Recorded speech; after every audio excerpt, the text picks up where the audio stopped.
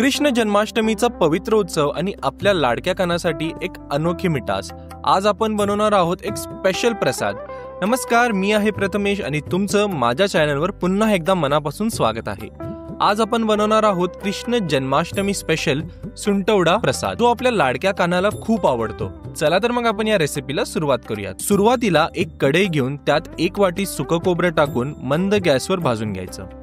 खोबरं चांगलं बारीक किसून घ्यायचं आणि थोडं पिवळसर रंग येईपर्यंत भाजायचं। अशा पद्धतीने भाजलेलं खोबरं जास्त दिवस टिकेल आणि खोबऱ्याचा कच्चा वास सुद्धा येणार नाही। आपलं खोबरं चांगलं भाजलेलं आहे। आता आपण त्याला एका भांड्यात काढून घेऊयात।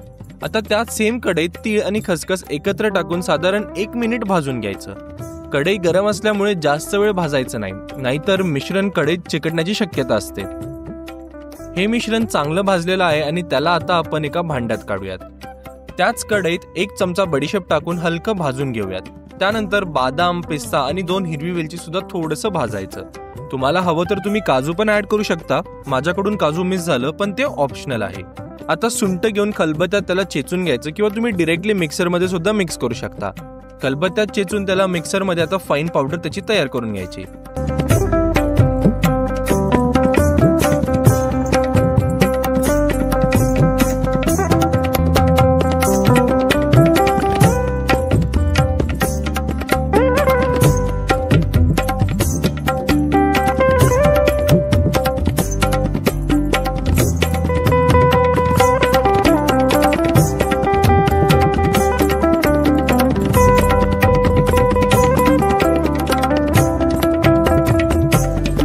सर्व सुंठ पावडर आपण गरम खोबऱ्यात ऍड करूयात। 1 वाटी खडीसाखर घेऊन त्यात 2 चमचे साखर मिक्स करायची आणि त्याला सुद्धा मिक्सरमध्ये चांगलं मिक्स करायचं। बडीशेप, तीळ आणि खसखस सुद्धा आपण आता मिक्सरमध्ये मिक्स करून घेऊयात आणि अशी एक फाईन पावडर याची तयार करून घ्यायची।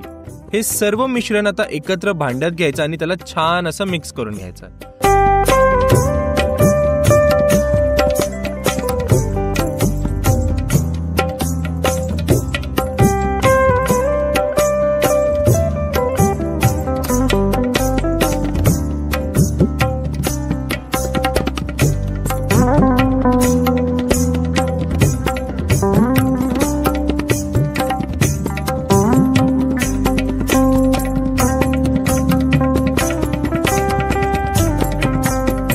आणि बस, कृष्ण जन्माष्टमीसाठी आता आपला प्रसाद तयार आहे। तुम्ही सुद्धा ही रेसिपी नक्की ट्राय करा आणि आपल्या लाडक्या कानाला सुद्धा खायला द्या। व्हिडिओ आवडला असेल तर चॅनलला सबस्क्राइब करायला विसरू नका। धन्यवाद।